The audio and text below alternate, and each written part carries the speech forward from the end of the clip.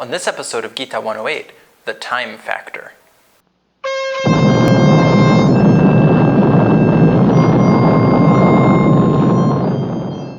Hi, and welcome to Gita 108. I'm your host, Jagannath Das.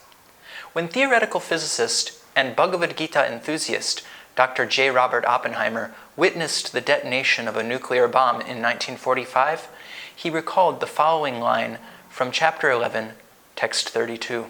Kalosmi lokakshaya krit pravridho lokan samahartumiha pravrita. Few people laughed. Few people cried. Most people were silent. I remembered the line from the Hindu scripture, the Bhagavad-gita. Now I am become death, the destroyer of worlds. The word kala in this verse signifies time, as in your time is up.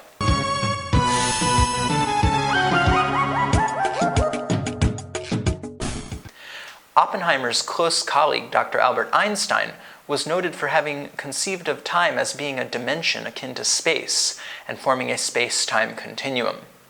But in this conception, most scientists hold that as a dimension, time differs from space because you can't move around freely within it.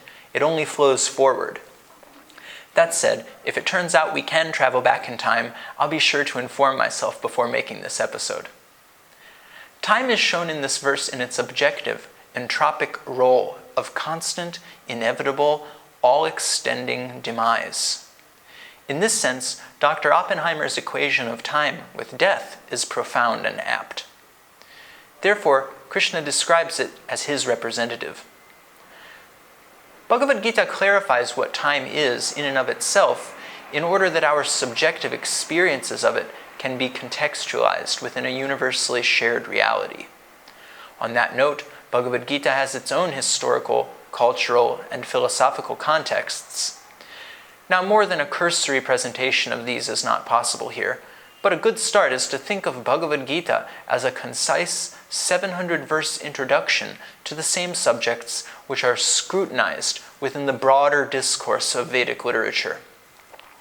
In this way, now that we've looked at the objective or destructive feature of time in Bhagavad-gita, we can turn to another one of these Vedic literatures, the Srimad-Bhagavatam, to find detailed the full range of temporal scales, from atomic to supergalactic time.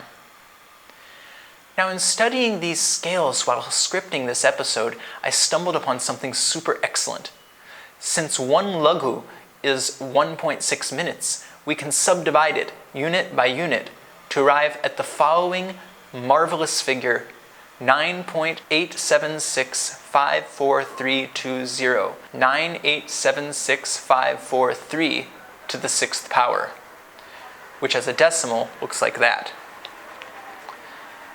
Aside from prehistoric precision timekeeping, the same section of Srimad-Bhagavatam touches on why time flies when we're having fun, and watched pots never boil, these being germane to our subjective experiences of time. And it is when time is subjectively perceived that the modes of material nature come into play. In goodness, we try to prioritize our time for ultimate well-being. Passion is the attempt to control it for some provincial aim, whereas in ignorance, the value of time is altogether abandoned. As Shakespeare said, "I wasted time, and time doeth waste me." In this way, the modes filter our perceptions of time, yet it remains the equalizing force which unites us, whether we choose to perceive it or not.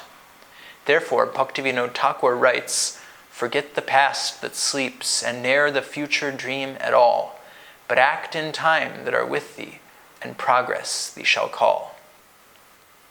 The bhakti life transcends the influence of the modes of nature, allowing us to progressively see unfiltered the objective face of time as entropy. This realization withers anxiety over the future and lamentation about the past. For sure, there's more to be said, but we're out of time. What do you think about time? Comment below, and if you're inspired by Gita 108, remember to subscribe for new episodes. Once again, I'm your host, Jagannath Das, at your service.